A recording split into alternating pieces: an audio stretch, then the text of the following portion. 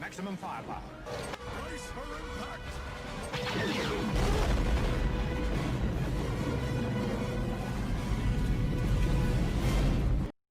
All right, so yeah, we can just roll into it. All right, guys. Welcome to the Brace for Impact podcast, where we tell you how to be better at Star Wars Armada. Today, we're going to analyze our last battle report, review the Defensive Retrofit upgrade cards, and take a look at some of the revealed Clone Wars squadrons. So to kick us off, the battle report, so the game that we played last, which is on our YouTube channel at Brace for Impact, is Suicide Squad Rides again. And I think the only way I could describe this battle is the Rebels got thrashed. Yeah. That was a rough game for you. I believe it was Capture the VIP we played, and I was rolling with 2 MC-30s and an assault frigate with Akbar, some YT-2400s. And you had Suicide Squad, the same list as we talked about last week. Mm-hmm. So how did this go for you? For me, amazing. It couldn't have gone better, honestly. Yeah. I mean, I think I think I conceded at the end of turn 4. Yeah. Because there were just no more shots that were going to be fired in the game, and I had 1 damaged MC-30 left and 1 squadron left. Oh, and GR-75, which was flying away. Yeah. So I think it ended like 270 something to 70 something. It was 262 to 78. Yeah. Yeah, that's. I don't know how you want to break this down. Do we want to talk about? Well, let's talk about what objective first. Yeah, let's talk the objective first, because. So, Capture the VIP, I put into my list, knowing that I had 2 ships that could go speed 4 and 2 ships that could go speed 3. And it scores 50 points for just having this objective on your ship at the end of the match. So I figured I could grab it and just have that ship run away, score an easy 50 points, and that would be it. But the way that I kind of deployed my fleet was not in a way that the scariest ships were protecting. So well, I think you also had the assault frigate, which is a pretty sturdy ship, alongside reinforced blast doors, which I think that was the ship you picked it up with. Yep.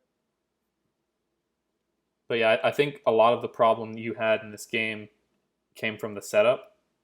For sure. I was watching it earlier, and you put the GR-75, then you went with your deploying the YT-2400s. Right. And then right after that, you put the assault frigate. Yeah.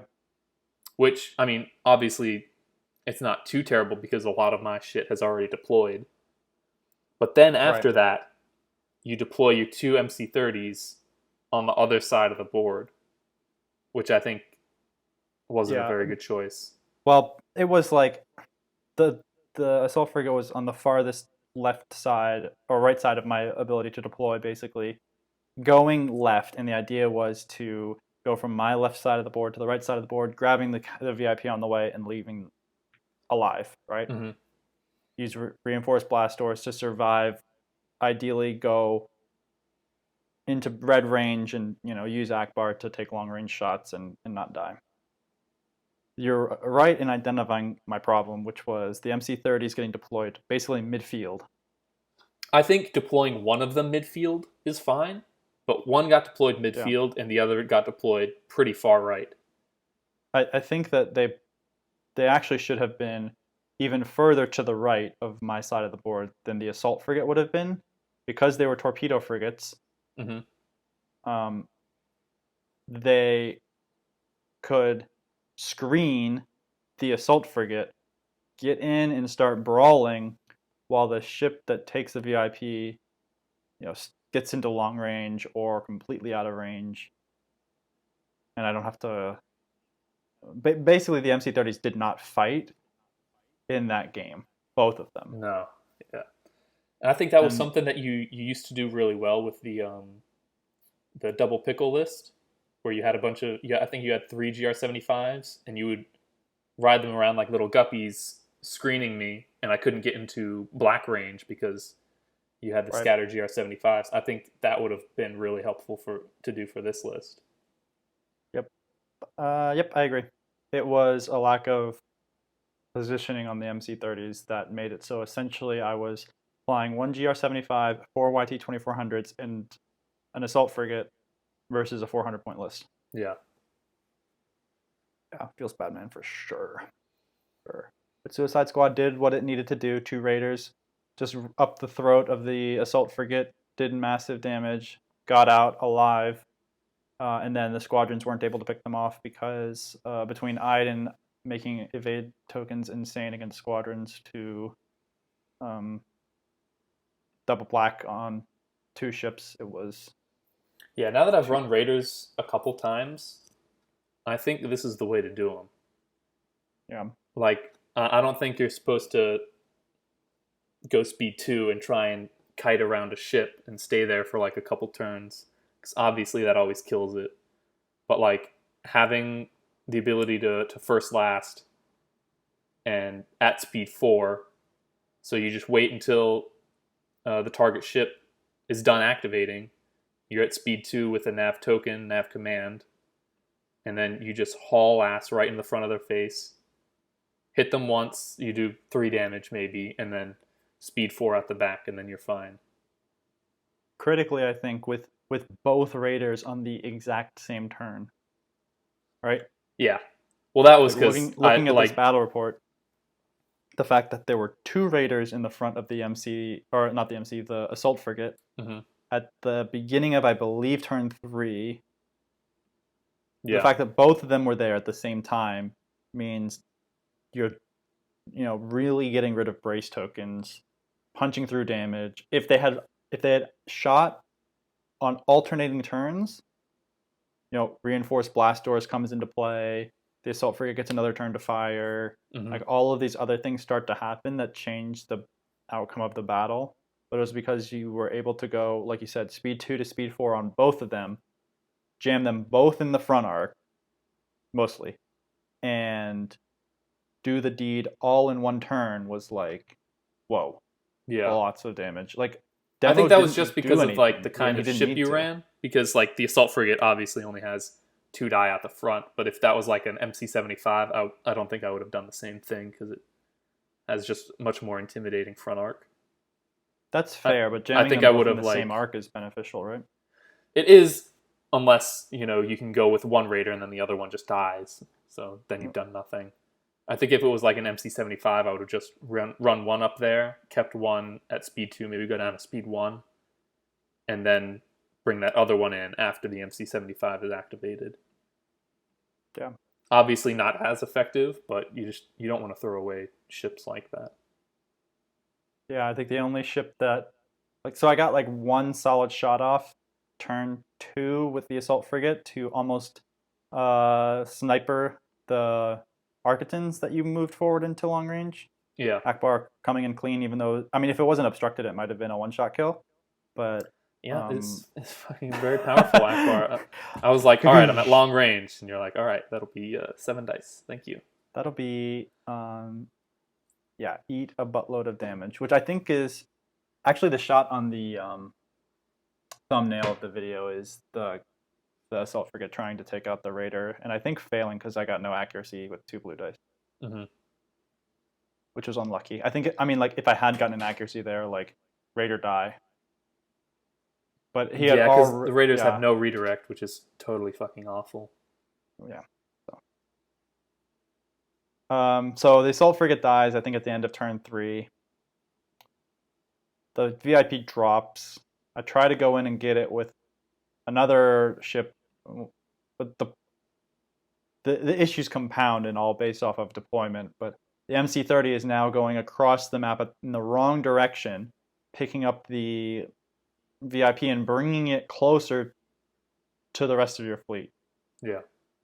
Which is like not where I want to be going, but I really didn't have much option. this is another game where you had first player due to bid, and it's sometimes very punishing to not have first player when you have black dice ships like I did.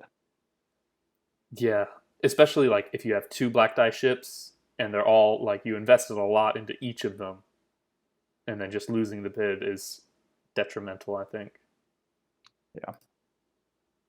Yeah, and I think it could have been okay if they were in the thick of it more and able to trade out stuff, because I'm okay trading in MC30 for a couple of raiders or a demo, or sparring with the Architans and going even if both of them die, if they take down a couple of ships, because the whole point of that objective was that the assault frigate got away at the end with the VIP, which is a plus 50 point, and then I'm unlikely to lose the game even if I don't trade perfectly in the brawl itself.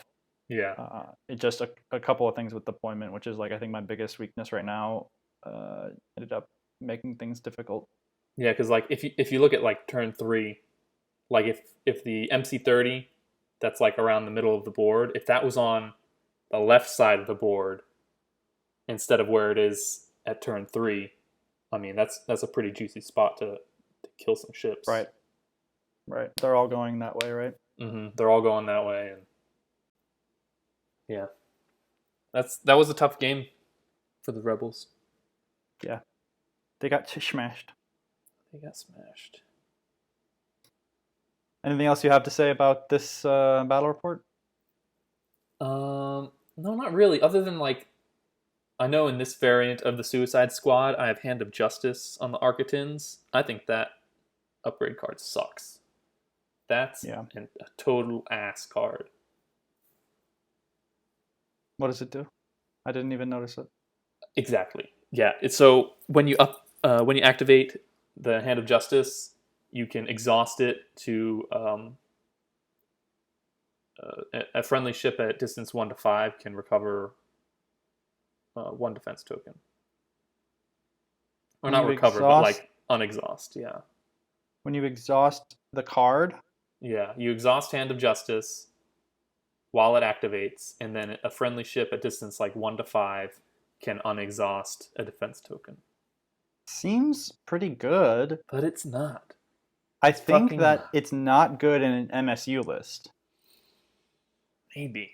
And let me maybe explain why. In an MSU list, you have many targets being shot at, potentially, right? Mm-hmm. It's less likely that the enemy is able to focus all of their shots on a single target. So when you have, let's say, an ISD as a main threat that's brawling with the enemy and getting shot at by 3 or 4 targets, he gets shot a couple of times, you can more liberally use your defense tokens, knowing Hand of Justice will unexhaust your brace, and you get another use out of it this turn. And that matters more on a big ship like an ISD than it does on, a Gladiator that is, gonna get shot once and first lasting, again. Right? Like, yeah. So it's, I think, maybe more suited in a different type of list. Maybe that is true. Yeah, like especially like if the ISD has, because I've been running a ISD Kuat with fire control teams, where it gives you the salvo. I think having like an extra salvo turn would be nice. That would be cool too. Maybe it's just the list that I was running, but I think if I was going to run this again, I would switch that out for Impetuous, the Raider title that lets it attack another squadron at the end of its activation. Yeah, Impetuous is good. Impetuous is pretty fucking good. But yeah, capture the VIP. Pretty straightforward game. Deployment is very important. Yeah, I don't know about those MC30s with like this kind of Akbar list, especially if you're not going to get first. It's just Akbar MC30s that are torpedo frigates. Doesn't make a ton of sense unless you're able to get into close range. Which I mean, what could you cut from that list to like have a stronger bid for first? Because you were at 389, right? Yeah, I don't think 389 is a bad bid for first. Yeah, and I don't think that not having first was critical to this list's success. I Hmm. think deploying in a manner that allows the MC-30s to keep things away from the assault frigate was my mistake. Yeah. Maybe this list will see the light of day another time. Maybe not. But I do like Yeah. the fact that I'm getting, like, between these last two games, practicing with MC-30s, which I am historically not good at flying.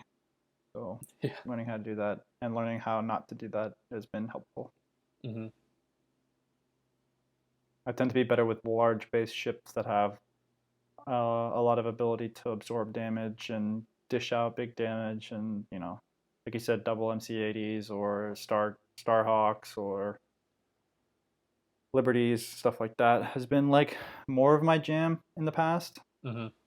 The biggest, tankiest, brawliest thing possible, and trying new stuff is tricky. Yeah. It's tricky. I think those MC-30s are really difficult to fly. Yeah, I mean, they can be we'll see. super punishing. Yeah, Like if we'll you've see if got the I bid learn for to fly first. them Yeah. eventually. Maybe just Are you? like one MC-30 and then like another Corvette and a GR-75 for activation. Yeah, maybe. All right, you want to move on to the next segment? Yeah. Let's do some card review. Okay. So we're doing card review of defensive retrofits today. Yeah, and we're not doing like the last time because last episode we did weapons teams, but only the all stars. This one we're doing all of them because there's not that many, honestly, Yeah. and there are some that are just such trash that there's not much to talk about. It's Well, I all can right. tell you one that's not trash. The first one, Electronic countermeasures the is big boy. probably the point for point best um, defensive retrofit from the moment it was entered into the game until now, for a couple of reasons. Um, but Arguably the best card in the game. It can be a difference between losing a ship and not. yeah, and ECM is while defending, you may exhaust this card to spend a defense token that your opponent targeted with an accuracy result. So it guarantees you to have that critical brace or redirect or whatever token it is that you really, really need, that your opponent has identified you really, really need it, and they're Mm-hmm. trying to take it away from you. You can say once per turn, you can say, no, I will spend that brace anyway. Which, It's so good. say we're talking like, you take 8 damage coming from an ISD, and turning that into 4 is life and death for a ship like an MC-30 or a Raider. Mm-hmm. Although it's probably still death for a Raider because they don't have a brace token. But Yes, it's still a death for a Raider thing. Well, Raiders have brace, they just don't have redirect. oh, true. Okay, so it gets its brace and it lives. Exactly. Yeah. Yeah. But I mean, putting ECM on a Raider is like not very Not smart. No. Typically, this defensive retrofit, and actually typically most defensive retrofits are going on large ships. And this kind of follows the general rule with upgrade cards of the card has a fixed value and does a fixed thing. So the larger, more expensive ship you put an upgrade card on, the more bang for the buck you're getting. Yeah, and I think there's also something that electronic countermeasures does well, or like even better if it's on specific ships, like an ISD. Because the ISDs that have defensive retrofits, they'll have brace and 2 redirects, which I think is significantly better than just having like 1, 1, 1, and 1, or just having a brace and redirect. That double redirect effectively means that if they target your brace with one single accuracy, like if they don't have more than one, then it's like they have no accuracies. Because they have to target the brace. They're not going to target one of your redirects because you have 2 of them. So Right. it just means, I'll just defend as normal, brace redirect. Your shot gets fucking mitigated. It's actually mathematically better if you only have that one shot going on the ship that turn, to re-roll your accuracies away if you only have 1 or 2 of them.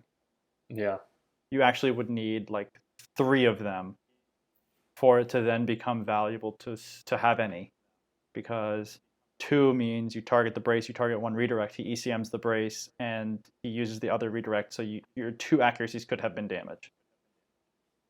Exactly. Now, Like when if there's they're going to be able to use the shots brace going anyway. in on that ship, yeah, when there's multiple shots going on that ship, it's different. Like the math changes mentally on like whether or not you're gonna keep the accuracies or not. But if you have rerolls with the ship having ECM, sometimes you don't want your accuracies anymore because of situations like that. Yeah. I don't think I've played with anyone though, like that have rolled accuracies, and then like saw that I had ECMs and was like, no wait, I'll re-roll those. Maybe It's they always should've. they roll their stuff. They say I'm targeting this, and this, and I'm like, all right, ECM, I'll do everything normally, Yeah. thank you. And then Although, that you know what's really disgusting is what? ECM combined with Krista Agate Commander. It's like, actually, I get to spend 2 of my defense tokens, even if you accuracy both of them. Yes, Krista Gate is rough to play against, especially if she has ECM. So, yeah, exactly. And also, I like running the well-known Jerk Gazanti with Minister Tua and ECM. Yeah. Because, accuracy to scatter, tap ECM, and then scatter anyway. You really get, you put suppressor on it, slicer tools, and you get it right up in the face of a large ship, and you say, hey, come fight me. You're going to need some help. You need extra arcs. You need at least like 3 strong arcs. 3, what does it take to kill it? 4 damage shots in 1 turn with an accuracy on every single one of them to kill that ship. Yeah, pretty rough. Or I guess without an accuracy, because you can spend the scatter, but then eventually you die.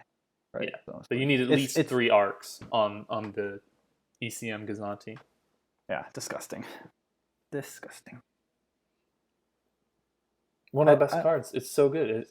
Yeah, and you wrote some interesting notes here, like a CR90 does not care about ECM, even assuming that it was points justified to do so, because CR90s have tokens that are duplicated and also designed to just keep them away from big shots. So like double evades, or for MC30s, double redirects, like liberties with double brace.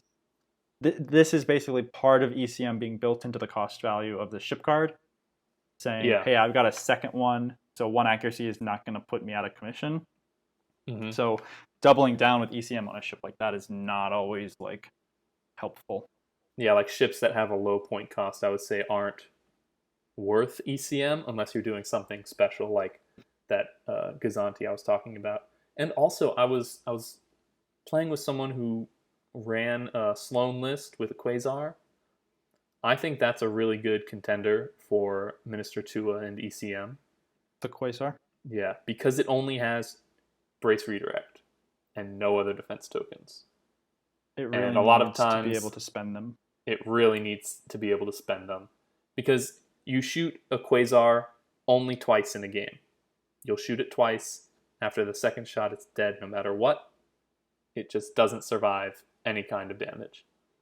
Yep. So being able to put an ECM, I mean, maybe you get 1 more turn out of it. But 1 more turn for the Quasar, especially if you've got a large squadron ball, I mean, it's a supremely punishing tactic to use a Quasar like that. Yeah. And I think ECM is really good for that kind of tactic. Let's talk about maybe some strategic thoughts on when to use ECM, and maybe also some times when you wouldn't want to bring ECM. Like, one of the things is, if you're getting double arced, which shot should you use ECM for? Thinking in most cases you're going to want to use it on your brace token if you have a brace token. I'm getting double arced by an MC30, right? He's going to shoot a blue and 2 black, and then he's going to shoot 2 blue and 3 black after that. If possible, like, save your ECM for the scarier shot, because your brace will reduce more damage if you do it that way.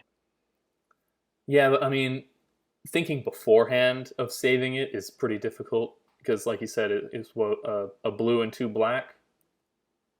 So like there's a chance they'll miss on that accuracy. Generally, you That's want to true. save it for the larger shot. But I mean, if they've got external racks on it and they turn that blue and 2 black into 4 black and a blue with an accuracy, and they ordnance experts into 8 damage, you're going to be using ECM on that hit. Exactly. Yeah, But like nobody wants to take that to the face. yeah, there's the alternative of like getting double arced by a gladiator, right? And only one shot has the chance of an accuracy, right? So you're definitely using your ECM on the first shot in that case if they go with their front arc first. Yeah. And then I would say there are some situations where ECM becomes the worst card of, well, not the worst, but a much less effective card, which is against MSU and Squadrons. Yeah, ECM is ECM dog shit best. against Squadrons. Yeah, ECM is best against taking shots from big, scary ships. If your opponent has ISDs, MC80s. VSDs, Gladiators, MC30s, Liberties, Starhawks, the bigger the ship, the more dice in the big dice ships pool. and the torpedo frigates are the ones you really need to use ECM on. Anyone bringing H9s, you want to use ECM to counter the H9s. So yeah, that's what it's best at. What it's worst at, though, is the Riken Aces Squadron Ball, the Corvette Spam, MSUs.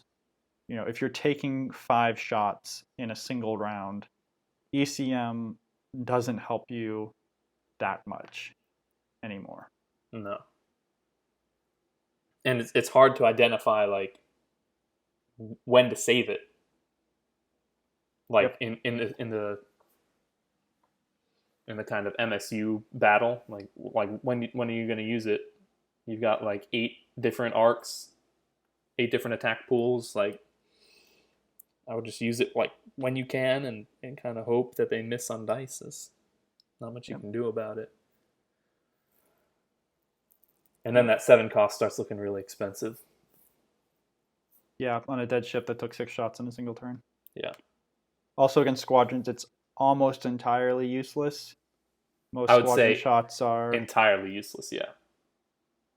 Most Squadron shots are a single damage. Yeah, you'll have a single damage with like 2 accuracies, and then it's like, all right, I'm not going to use ECM on this. Right. Yeah. Now I think the most Squadron can roll at a regular ship is like the decimators, and that's only 3 blue, right? Right. I think or the B wings, which black and blue can do 3 damage as well. So that's probably the most you'll ever take from a squadron. And then what are you doing? You're gonna spend your brace to reduce 1 damage. No, probably not. But you might have to save your ship, right? Or you might, maybe a B wing with hit crit plus an accuracy, and you want to really redirect it, but they lock down your only redirect. Like, okay, but aren't you more scared of like a ship? It depends, but it becomes much less impactful when an MSU, Swarm, Corvette, or Bomber list comes at you. Yeah. Don't fly it against your friends if they love spamming aces. Basically. So what do we have next? On to the next one. Advanced projectors. Okay. Advanced projectors, when you resolve the redirect token effect, you can choose more than 1 hull zone to suffer damage, which may include a non-adjacent hull zone. When the game first came out, this was my favorite defense card. I'm starting to really like it now too. I'm putting this on Architons, and it's like, it's so good. On an MC80 or an MC30, with double redirects, so you don't really care about ECMs, like we talked about earlier. Mm-hmm. The ability to put damage on the opposite side of the ship from where you're getting shot at, and multiple zones means that the zone that's taking the fire can stay healthy for a longer period of time. Your redirect can redirect more damage for each spend of the token, and your ship overall health increases. Basically, every point of shield effectively becomes a point of health. across all 4 hull zones, because if you have advanced projectors, most likely all of those shields will be gone before you die. Problem with Yeah. advanced projectors is XI7s got buffed and directly countered it and prevented it from even working at all, which is getting Basically fixed nerfed it into soon. non-existence. Yeah. Yeah, so even though it's cheaper than ECM, it was basically worthless. Yeah, you run into one guy with XI7s, and it just completely cancels advanced projectors. But I think the change for advanced projectors and XI7s is pretty cool.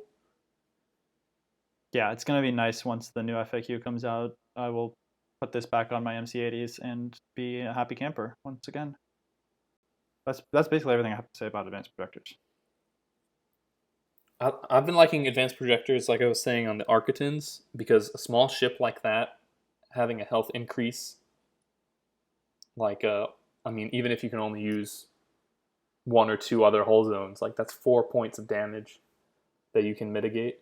I think it's really good for small little Architons. And it's not overly expensive for something like that.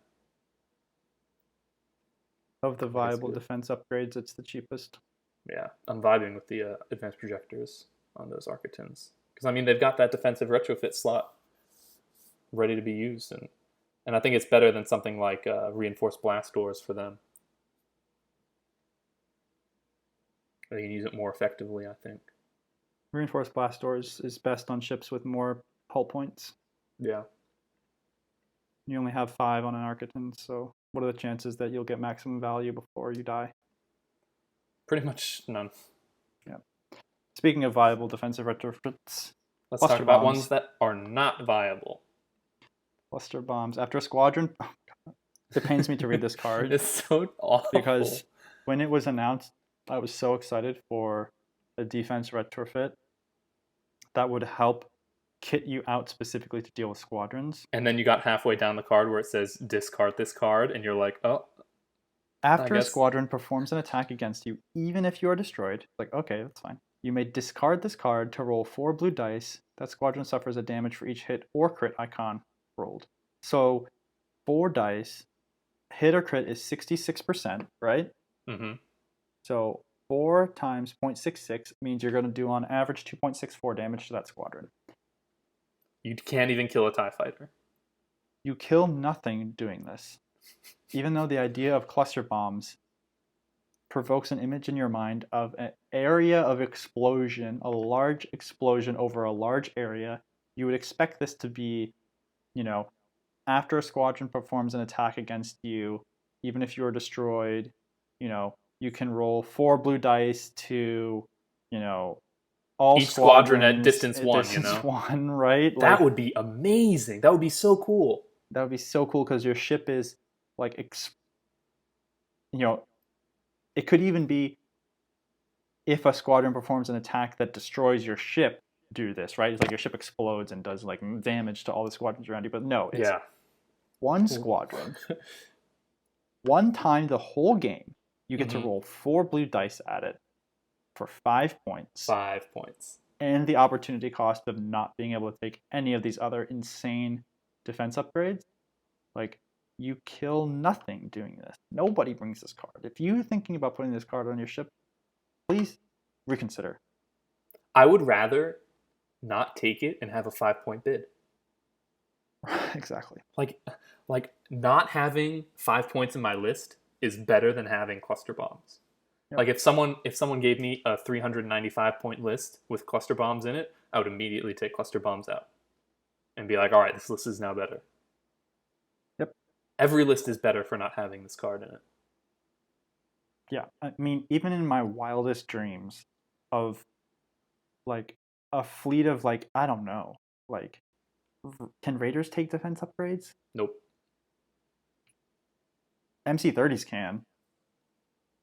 Okay. But they don't have. I don't think they have any option for double flak, so they're not what are they gonna do? 4 MC30s with cluster bombs, and then someone comes against you with a bunch of squadrons, and you don't kill any of them with your cluster bomb. The problem with that whole imagery is one squadron gets hit by the cluster bombs. It takes 2 damage.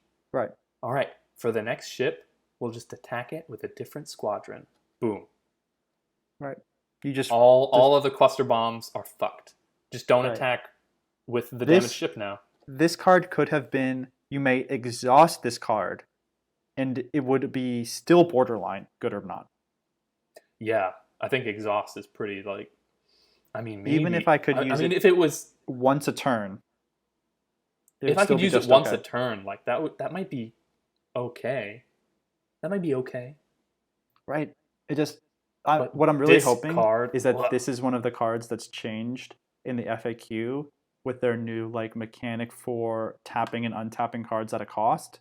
So this could Oh, be yeah, like yeah. a spend a concentrate fire token to untap it, or spend a squadron token to untap it, and then you're giving ships that aren't pushing squadrons a reason to have squadron tokens, kind of like Raid does. Yeah. Something to let you use it more than one time. The discard Because- is just, it's awful. It's unnecessarily awful. This is like a laughably bad card. And if you put it in your list, you should feel bad. You should feel bad. Yeah. Like if you want to rip squadrons with ships, you just fly raiders with Callus and Iden and Impetuous. Like you don't do this. Yeah. If you really hate squadrons, Raider, Callus, Impetuous. Yeah, or And then you tear through squadrons. yeah, or like an MC80 with the one with 2 blue flag and put leading shots on it, so you can like if you get a shitty roll, you can reroll one and always get a hit. Or I don't know, but it's not this. Whatever it is, it's not this. It's not this. It's You know what So is great sad. against squadrons though, and is a defensive upgrade, is early yes. freaking warning system, which didn't come till wave 7. But bless your souls, you finally found a way for a player who didn't want to bring ships, or didn't want to bring squadrons, and wanted to be able to not worry about them as much. Early warning system comes in. It's a long text, but basically it says at the start of the ship phase, you pick a hull zone and you put a little target, a little token on it that they made, and for the whole round, anything that attacks that hull zone is obstructed. So -1 dice, right? Against big ships, this card is not that good because you're taking an ISD from 8 dice down to 7. Like yes, that's a negative, but it's not that impactful compared to like ECM, which cuts their damage in half typically. yeah. But against 1, 2, or 3 dice attacks, it is disgusting how good this is. A whole fleet of Y-Wings can do 0 damage in the early warning system arc. And on an ISD, that arc is huge. On an MC80, that arc is huge. You just put it on whatever arc is most important, most likely to be attacked, closest to the enemy, largest, whatever. And every turn you get to reposition that. Every reason that you don't want to take electronic countermeasures, you take early warning system for. They're opposites. They right? are complete opposites. It's the yin and yang of defensive retrofits. Yeah. Everything that early warning systems does, ECMs doesn't do. It's so fun to put this on a ship and go against someone with a bunch of squadrons or an MSU list or corvettes and just be like, yeah, all of your B-Wings only roll 1 dice. Ooh. All of your Y-Wings actually just do nothing, right? It's just like, it feels You good, can just see man. the color drain from their face when you tell them that you have early warning system in your list. Mm-hmm. And it's like, okay, there you go. Yeah. I think early warning system is better systematically for rebels than Empire, because the distance between hull zones is shorter on an ISD. Like I know the front hull zone it takes up a large amount of real estate on the ship card. Yeah. But the distance you have to travel when your squadron goes to the side hull zone of an MC80 is insane. Yep. Like you're at the side, like you have to go like distance 3 to do damage now. It actually activates other squadrons like Ketsu, which reduces the speed of enemy squadrons near her. Oh my god. So you throw Ketsu in there, and now they can't even move fast. Or Yeah. you throw just a couple of X-Wings against like picture this scenario, right? Let's say your MC80 gets swarmed by squadrons, and you didn't put your early warning system in the right spot, and now they're all on your opposite side that you thought it would be on, right? They're all attacking. They get a few attacks off, but you redirect some damage. But the opposite side is normally the side of the MC80 that they haven't been pointing to the enemy. So it's got full shields. Hear me out. They all jump on the opposite side from where you put early warning system, the far side, right? And you're like, fuck, I'm taking a bunch of damage here. Once they activate, it's next turn, right? Immediately after a squadron attacks you, it's now next turn. I guess if they're activated by a ship, but still, next turn, you just put it there. Yeah. You activate your ship, and then you move your squadrons on top of them. Now they're trapped there. You flak, and then you move away. It's like it's literally awful. So and good. if they're trying to jump on you because they think they have some kind of opportunity because your early warning system isn't on the right side, maybe they're out of range to be activated now. Yeah, exactly. So they can't move and attack.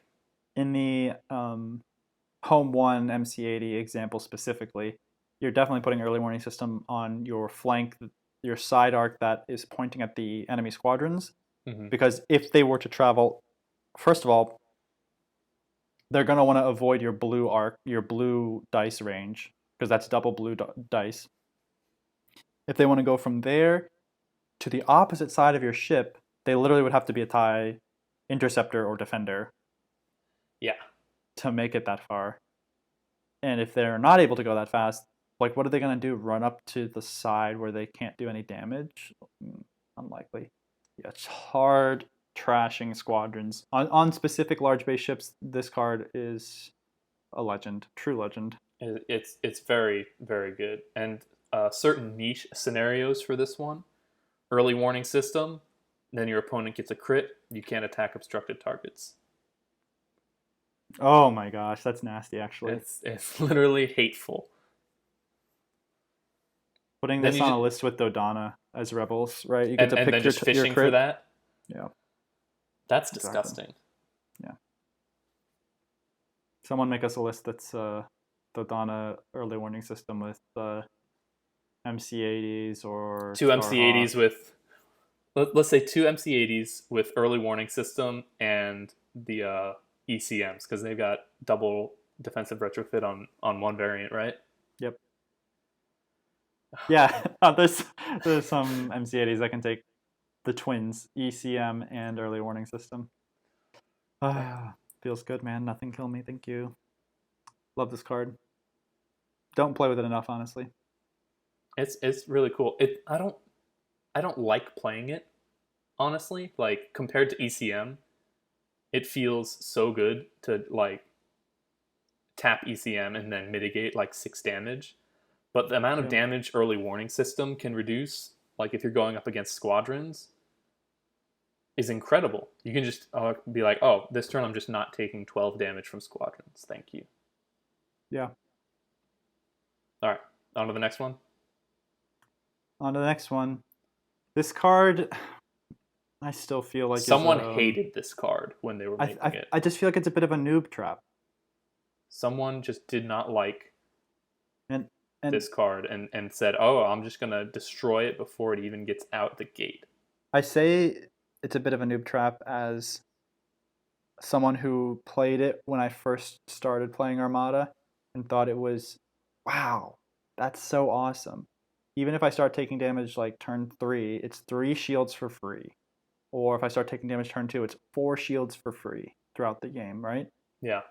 On paper, it reads like a really cool card that stacks really good with, doing engineering commands and I'll build an MC80 with this and advanced projectors, and I'll stack a bunch of engineering commands, or I'll put redemption on something, or I'll build a whole I can't be killed list, right? Yeah. And this is going to give me 4 extra shields throughout the game, and it's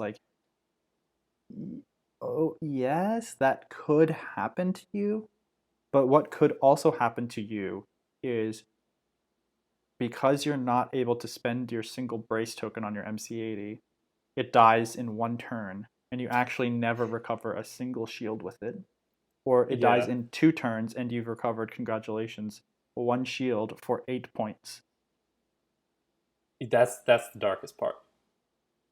But you know what's worse than that? Modification. Why is it a modification? Why is it a Why did they do modification? this? Also, why is it 8 points? Yeah, no, let's not talk about the 8 points. Let's say it's 2 points. Still not taking it for 2 points because it's a modification. You think I'm going to take a 2-point redundant shields over spinal armament? Don't talk to me if you're that kind of person. Well, I guess you would take enhanced on an MC80, right? Yeah, but those are like the same kind of card. Yeah. Or like heavy ion emplacements I mean, for the same cost. Are these equal cards? Heavy ion emplacements and. Well, the only time you'd be taking this is if you didn't care to take any current modification, obviously, because they all are better than it. And all modification cards are better than this, yeah. Right, exactly. Regardless of point cost. But I don't even see the word modification at the top, and I still don't take this card. Even if I would cheat the rules and say, well, I'm gonna bring 2 modifications, like, screw you, FFG, I Sharpie this word off the card. It's still, at the beginning of each turn, recover 1 shield for 8 points is bad. Yeah. Unplayably bad. And you can tell when we talk about reinforced blast doors, it's recover 3 damage at once for 5 points versus recover 1 shield per turn for 8 points. It's not easy. It's not difficult to see. Like this card suffers from coming out too early in the game. This was like what, a wave 1 or 2 card? In wave 1 and 2, it was much better because the potential. Well, there wasn't much else to take. Well, but also there wasn't as much potential damage output in a single turn, right? Like there was no boarding troopers Avenger that was gonna charge in and at the top of a turn deal 11 damage. Yeah. Exactly. So back then you were dealing with just like ISD2s. You were dealing with, VIX, demo, but like there weren't the cards that are out now that let you set up these like 1-2 punches in a single turn and just like delete a ship off the board. Like bam, it's gone. It's like this was like built for a world where, you're slowly whittling down the opponent's ships and they're, running out of their tokens and still trying to stay alive, and like it was like a slower paced game back then when like redundant shields to me says, okay, you don't want to get first, so your opponent is going to have black dice ship and he's going to last first you and you're going to wish you were playing a different game. This is another card that any list is better by just having 8 less points in the bid. Yeah, for sure. Because also, like, if you want to recover 1 shield, get a flotilla with CompsNet. There you go.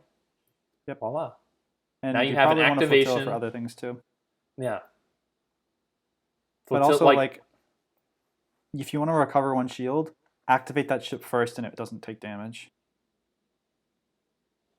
It just shoots and leaves. Yeah. Okay, it's recovered 1 shield just by doing that, basically. How many shields would you have lost if it went second and got shot at? More than 1, probably. Yeah, like having an 8-point bid and just moving the ship out of the fucking way is better than taking redundant shields. Yeah. Which is sad. I don't feel like it should be that way. I feel like they should like make a new redundant shields card.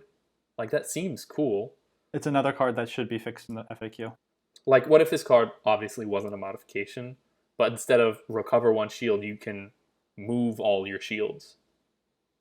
Like, no matter how many shields you have, just adjust where your shields are based on how much damage you've taken. Like, if you've got the MC80, like, what, they got 4 shields on the side?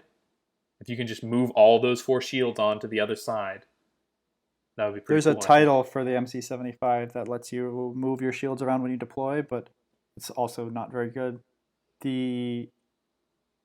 For redundant shields to be good, right, it would either need to have a significant change in its cost, not be a modification, And I think, and also, when you activate is when you recover the shield, not at In the the status beginning of the phase. turn, because when you activate, you can choose to activate that ship later, so it's actually taken some damage that you can then recover. It gives you one extra turn of potential to recover shields, but then on the opposite end, like then it suddenly becomes worse in certain situations where they're going to shoot you first and you wished you could have recovered that shield even though you don't have first player. So it's, God, what if it just said you may recover 2 shields for the same everything? Would it be good then? No. Look, it being a Yeah. modification means it is just worse than Yeah. not taking it. And I know I was saying heavy ion emplacements earlier, but I meant high capacity ion turbines. Yeah. It's enhanced armament, but for blue dice. Right.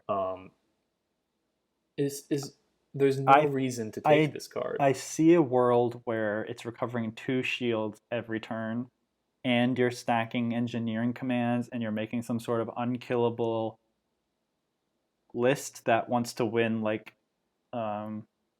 capture the VIP or contested outpost or fire lanes or something, right? Like,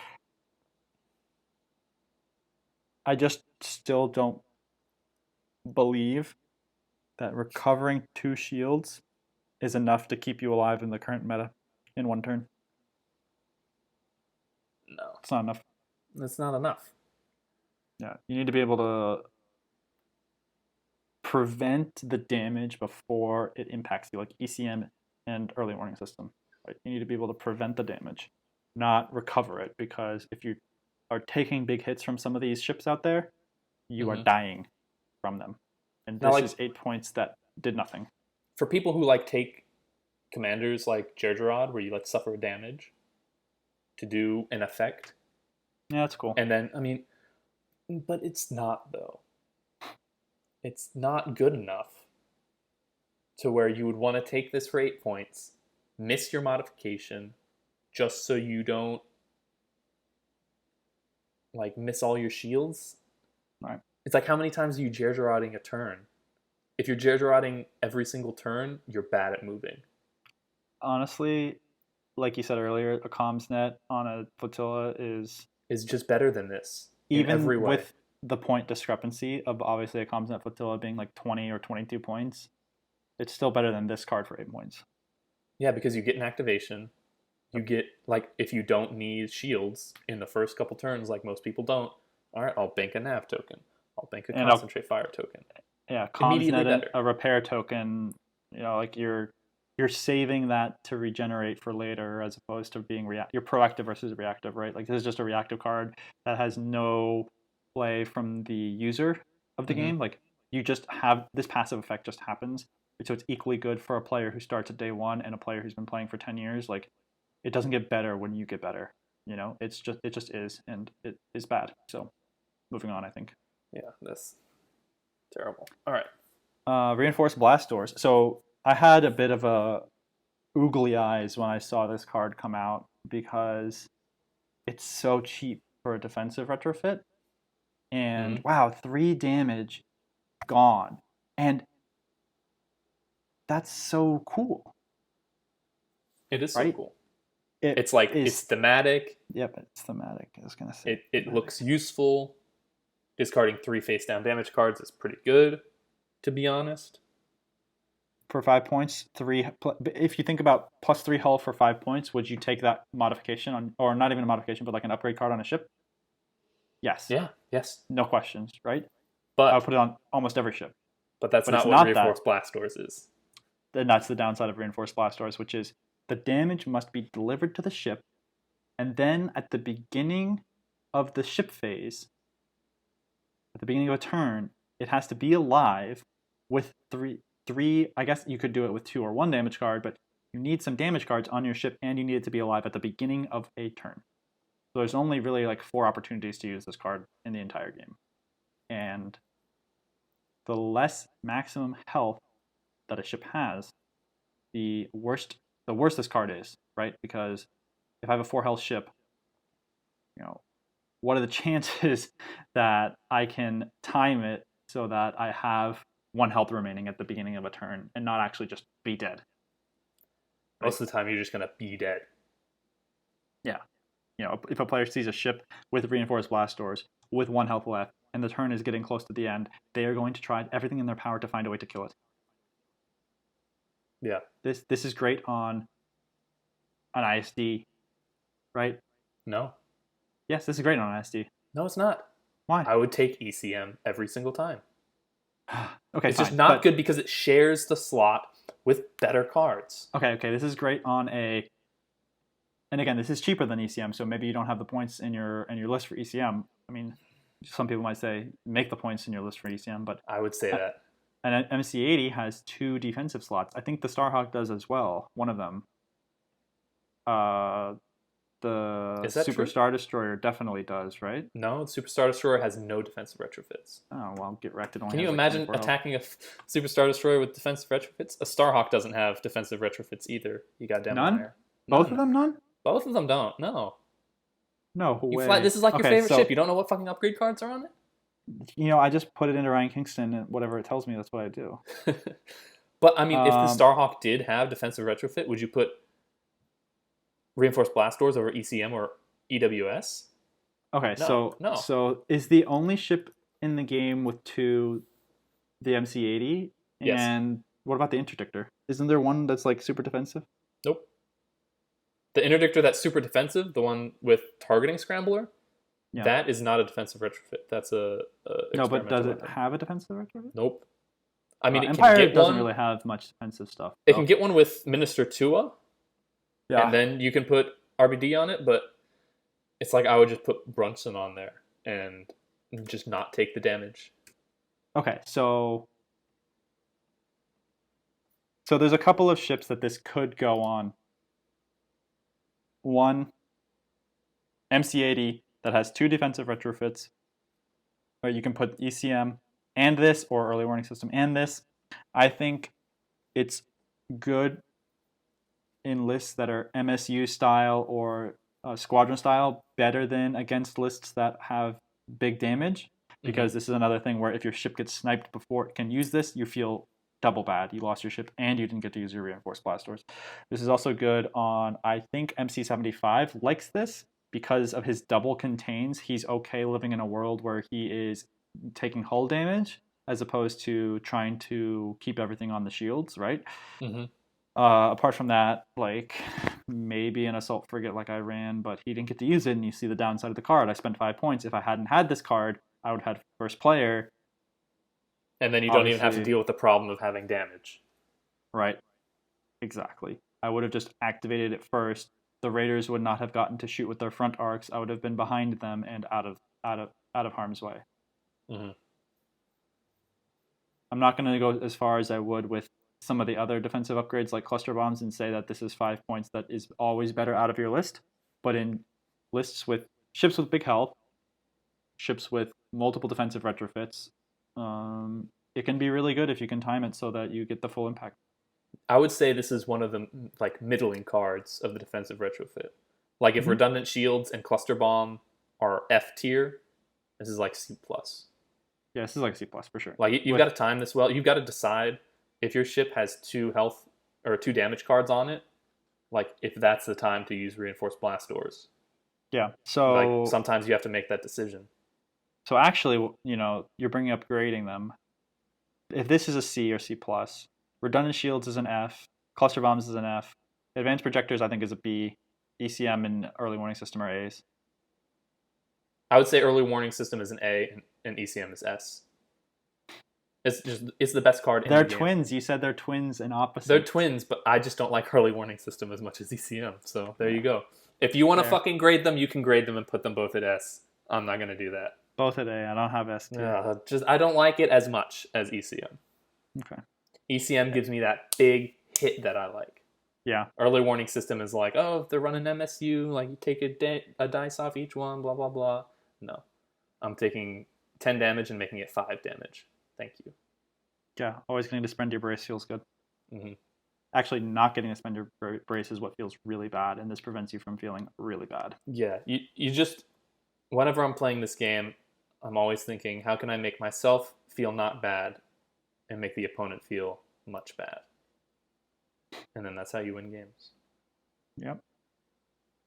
So that's our card review of the defensive retrofits in the game currently. Yeah. Hopefully there's more. It's like the driest upgrade slot, right? Yeah, it's pretty dry. There's not much here. 6. I think there's a fear from FFG of making one that's accidentally too good and then ships don't die anymore.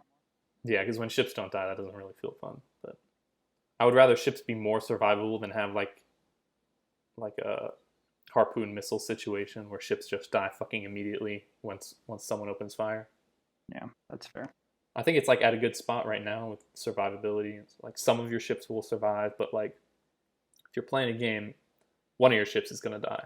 I will say general survivability is in a good place. There are like 3 or 4 wombo combos that could be toned down. Well, what are the wombo combos in the game? What are the fucking Avenger? That I don't think that's as good anymore. I mean, it's still fucking powerful. Triple tap demo. That just should never have been in the game. That's way too good. Isn't it still currently in the game? Yeah, I'm saying it should never be in the game. It shouldn't have ever been put in the game, is what I'm saying. Look, like if I was making demo, you have to sacrifice an attack to do an attack after you move. Right. You can't attack, move, and then attack again. That's not fair, really. Yeah. For like how, like any card that breaks the fundamental rules of the game is way too incredibly good. It has to be changed. Avenger does the same thing. It breaks the rules of the game. It says you can't spend your defense tokens when the rules say you can spend them without having any accuracies. Like if Avenger was like, okay, 1 accuracy counts for 2. I mean, different. Avenger was kind of a nobody until Boarding Troopers came around and gave him his wildest dreams. And they even made it so that the timing worked out, as that was the only ship activation. Yeah, why did they do it like that? Boarding Troopers shouldn't be able to discard a single squadron token and flip 4 defense tokens. Okay, I'm going to say something here. Boarding Troopers should have been only on flotillas. Put them only on the damn flotillas. Like, make it separate from the threat.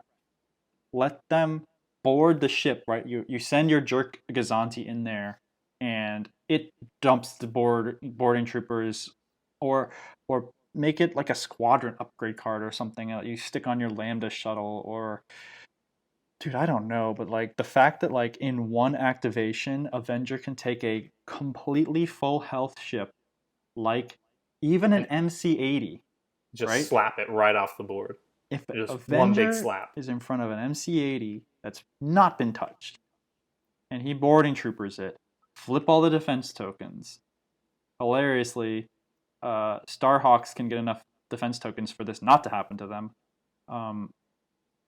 Flip all the defense tokens and then just do 12 damage off slap of it right off the fucking board. Dude. Dead. It's dead. It just dies. It's just like gone.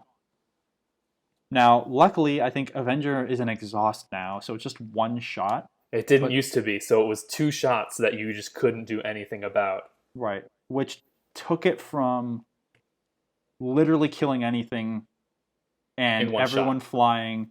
Yeah, basically everyone flying like 370 point boarding trooper Avenger lists just to get first so that they could delete any ship off the board immediately. Yeah. To kills most things that get in its front arc if it has first player. Just it has to do it in 1 shot, so it's a little bit harder. But I think like an ISD2 like can get pretty like I don't know. I think the Kuat is the one with the most damage potential output in a single shot. Am I right? The ISD1. ISD1. Yeah. Okay, because the Kuat only has 2 squadron, you want 4 squadrons so you can flip every single token. That's how you do maximum damage. So an ISD1 has 3 blacks, 2 blues, 3 reds. Obviously, you're concentrating fire for another black, right? So you can easily do 12 damage out of the front arc and delete a 100+ point MC-80 command cruiser off the board. Yeah. in one shot. And like that's the types of stuff that like should not be a thing, in my No. opinion. Well, the boarding troopers, it shouldn't read discard a squadron dial or token and be able to flip 4 squadron. Like if I have a token, a squadron token, and discard it for boarding troopers, that should be 1 defense token.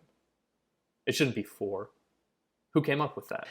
It could be when you reveal a command, you may discard a squadron dial or token and choose 1 enemy ship at close range. Choose and spend a number of its defense tokens up to the number of squadrons you would activate. Yeah. That's Right? what it should read. Then honestly. the token is only worth 1.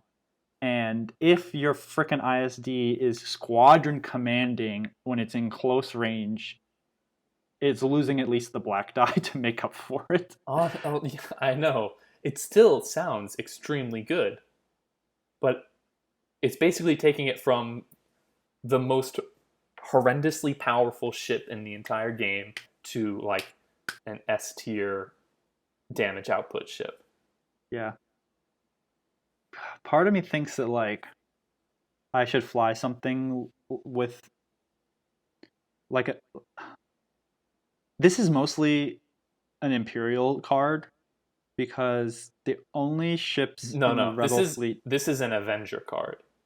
Well, but so Raider, Quasar, Vic 1, Imp Nope. 1, Imp 2. You would never take them on any But of they them. can all take them. They can. It's just, I don't know. It's not good. The only ships in the Rebel fleet that can take them are the Hammerhead, the Assault Frigate, and the Starhawk.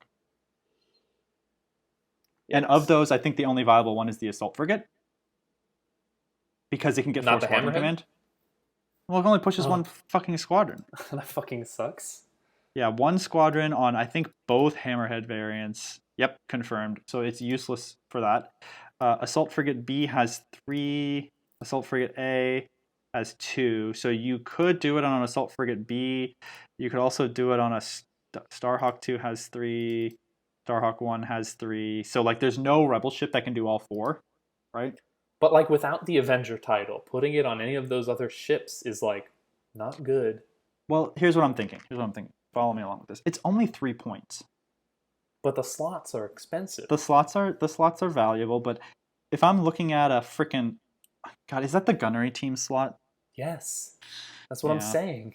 But like you don't need gunnery teams on your Starhawk. It's got 2 good arcs. You know? Yeah. And it's only 3 points. And you're not getting an offensive retrofit. I don't know if we've covered offensive retrofits before, but they're bad for the most part. A lot of them are bad, yeah. So you could put this on a Starhawk. And yes, you're not doing the thing where you can't spend the defense tokens, but you are flipping 4 before you shoot. And then if you shoot them and you burn a bunch, that ship is effectively gone, right? Like something else is going to kill it. It's just a matter of time. So yeah, it's not the Wombo combo, but it's pretty good. Good. I guess. All right, you want to move on to some news because we kind of just had a whole spiel on Boarding Troopers that probably should be for another episode. I feel like I stoked the hornet's nest on that one. Yeah, there's some Wombo triggers in the game right now for me, and I'm hoping for the fact to fix some stuff, but we'll see. Yeah. So, news. We're talking about Squadrons. We're talking about Clone Wars Squadrons. I'm hypey for this, dude. I'm going to kind of rant about these Republic ones for a bit, but go for it. So we have the V-19 Torrent Squadron. 3 movement, 5 hull. Against squadrons, a red and 2 blues. And against ships, a black. It has escort, which everyone I think is familiar with, but it's squadrons you're engaged with cannot attack squadrons that lack escort unless performing counter.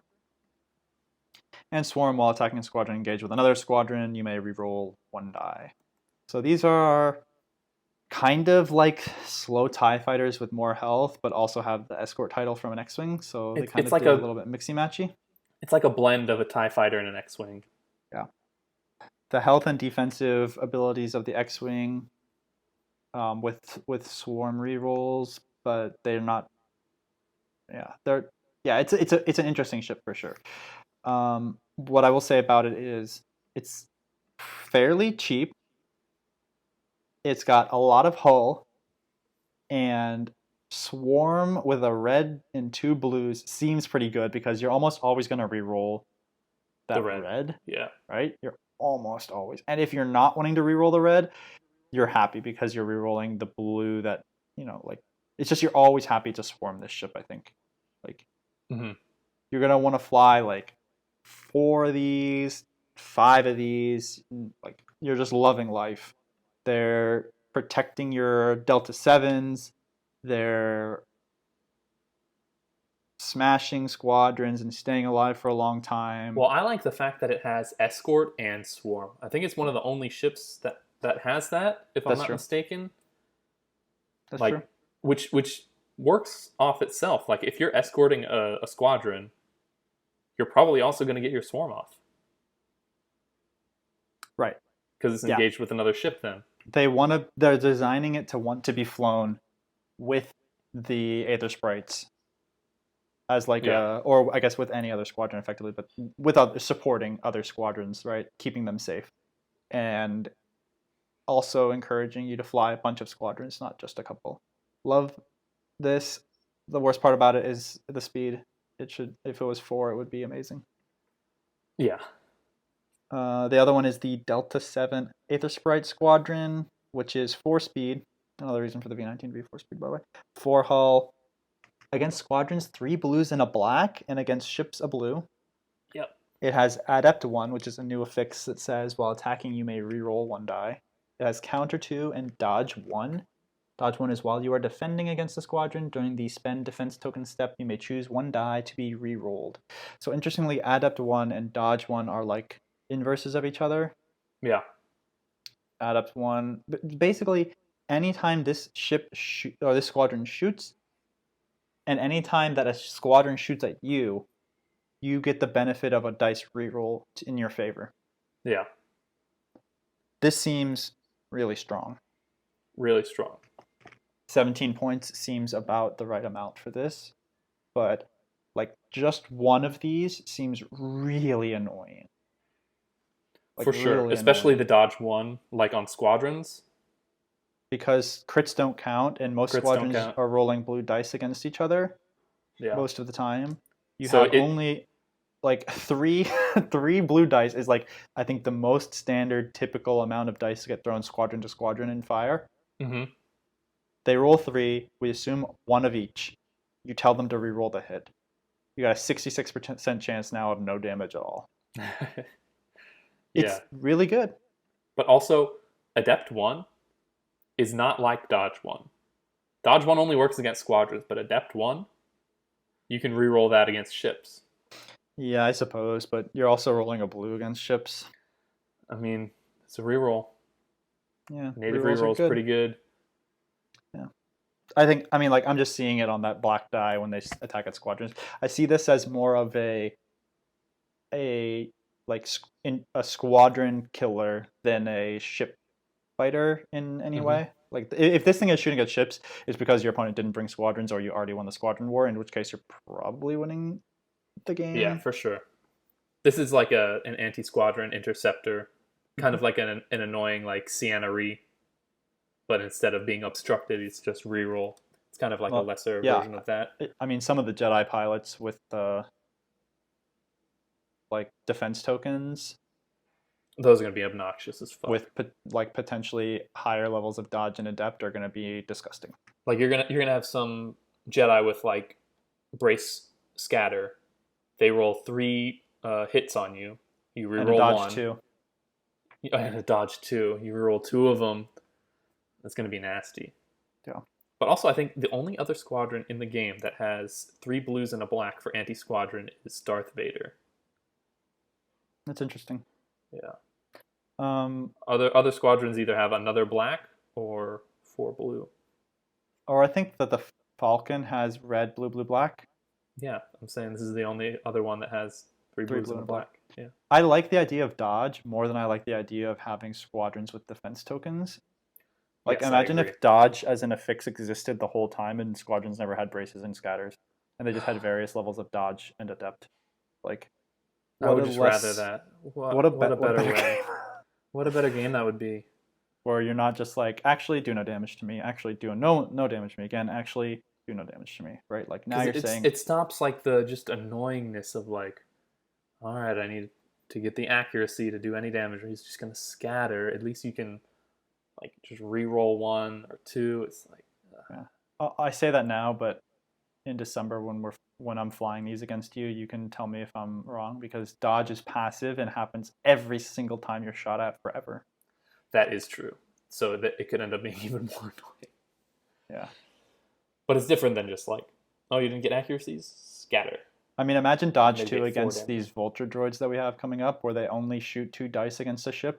Like the DFS 311 has 1 red and 1 black against a squadron, and you have dodge 2. Imagine. Like they're never Please- gonna kill it. They're just never gonna stop. kill it. Please stop. You're right. It being on every single attack is pretty obscene, and I'm pretty sure we'll only see this on Delta 7s and Eta 2s. I don't think this will be on any other ships. Yeah, this is like a Jedi FX basically, right? Yeah, because they're supposed to be super sleek and fast and annoying, and they always are. So tell us about these separatist squadrons. Oh, yeah. So the Vulture, it's got a new ability, AI Anti-Squadron. This normal Vulture has AI Anti-Squadron 1. While attacking a squadron, if you're activated by a squadron command, you may add 1 die to your attack pool of a color that is already in your attack pool. And it's got Swarm. Anti-Squadron is a blue and a black, and then Anti-Ship is 1 red for 8 points. So, same cost as a TIE Fighter, I believe. Yep. But effectively worse in most ways, unless you're pushing squadrons. Well, what's the Then TIE it's- fighter then it's speed? better. TIE Fighter speed is 4. Health is Hull 3, is 3. so they're the same. Rolls TIE 3 Fighter blues. has 3 blue and a blue on ships. Vulture has a blue and a black, which Yeah. means it can roll blue, black, black, which is better than blue, blue, blue. So as long as the vulture droid is being commanded, it's It's slightly better than a TIE. Yeah, slightly And when better, it's- yeah. And when it's not, it's worse. In every way. Which is super cool mechanically, because they're droids who need to be controlled by the central computer or they suck. Yes, that is true. It's cool. Cool thing. And I like running. feeling- If you're running squadrons, make sure you're commanding your droid. I'm Control feeling the buttons, need yeah. to bring raid against the separatists. Yeah, I feel like raid will have a lot more purpose in this Armada 1.5. I'm hoping. But I feel like the separatists will have a way to activate AI. Like they'll have like one of the hard sell fleet commands will be like, oh, activate AI for this round. You know. Oh, Shit that'd like be that. interesting. You know, it's gonna happen. Yeah, that'd be cool. But I mean, yeah, it's cool ship. I mean, like if you roll your 2 die, and you get hit on your blue and your black, add another blue, maybe fish for that accuracy. It gives you a lot of decision. I would say that it's better than a TIE Fighter when it's activated. You know? Yep. And then we got DFS 311. He's got a similar profile, but red and a black anti-squadron. And while you're defending, if the attack is obstructed, you may force the attacker to reroll 1 die of your choice. So it's dodge 1 if you're on the rock. Anti-Squadron 1 AI, Intel, and Swarm. And it's got Brace Scatter for 18 points. So they're going to continue the brace scatter nonsense into 1.5, They are. which is fine, I suppose. This is Dengar, this is Janors, this is, you know, an intel ship that's going to allow your fighters to attack enemy ships, even though they're engaged, right? Like, Yeah. it kind of needs the scatter to be worth bringing. I'd say his ability's kind of dog shit. While you're Like, defending, unless- if the attack is obstructed, you may force the attacker to reroll 1 dice. This is so bad. It's Now, so first of bad. all, if the attack is obstructed, they're losing a die anyway, and then you're making them re-roll a die in addition. So I could see a scenario where this guy parks on an obstacle next to an enemy ship, and all your vultures get to have a party, and no one can kill this guy because he's obstructed and forcing them to re-roll their dice that actually does a single damage. Yeah, and then but if it's they like do get Intel's enough only damage range through, 1. He scatters. Yeah, I guess. It's It's just doubling too down on the defensive nature of this ship. You just have to put him in an obstacle. it's just too niche. And if you like compare him to like Janors, it's like he is 1 point less than Janors, and Janors has one of the most ridiculous abilities in the game. What? What are we talking about here? Unless they have like a way to make jamming beam good. I don't know. Oh, you mean letting friendly squadrons spend your defense tokens? Yeah, that's what I'm talking about. Fucking Janors has one of the best abilities in the game, and DFS 311 is 1 point less than her. Seems weird. I feel like you're just going to run him for the intel. You're not going to try and get his ability off. It's just not going to happen. It's too niche. Like, if you're working around trying to get his ability off, you're just not in a good What if you position. bring one of those objectives that lets you move obstacles on the board, so that you can always make sure that he can sit in an obstacle every turn, even as they're swarming a ship and following it around? I want you to hear me really, really closely.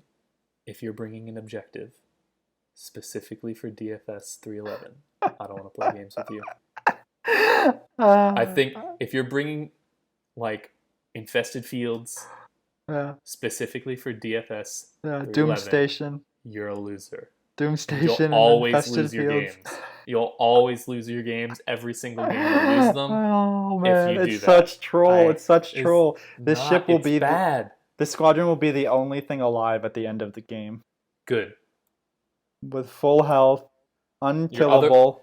The other opponent will walk away with 400 and fuck all points, and you'll have your DFS 311 by living with the Exegorths. Good job. You did it. You made it work. I don't like cards that make me have to make them work. Even the Exegorths couldn't really hurt this thing, right? Because what do they roll? 3 blues against squadrons? Yeah. But it's obstructed, so they lose 1. Then you make them re-roll 1. Unkillable. Oh my god. Unkillable. It's unkillable against Exegorths. Yeah. That's why you bring infested fields. The Exegorths that do generally like a damage. But now it will do 0. I hate you. It's clearly like the worst intel. It's good in a way because... Is it worse than Dengar? Yes? What are we talking about here? Worse than Dengar? Dengar gives counter 1 to every friendly squadron in distance 1 to 2. Yeah. And increases it by 1 if they already have it. It's amazing. I mean, it's kind of good in the way that it has scatter.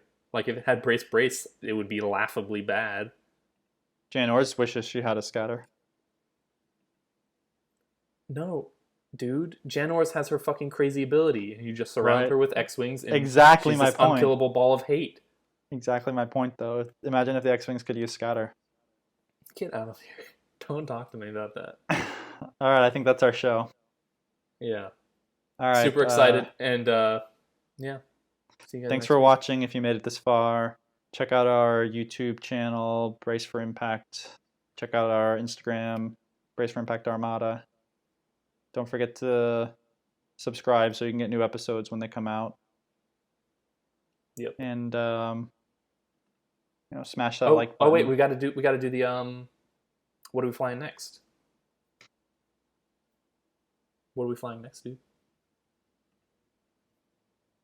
Well, I'm probably gonna fly 12 Vulture class droid starfighters with the FS 311. I'll bring Infested Fields and Doom Station, and that's probably my plan. I think I'm gonna do Well, that that's next. our show, guys.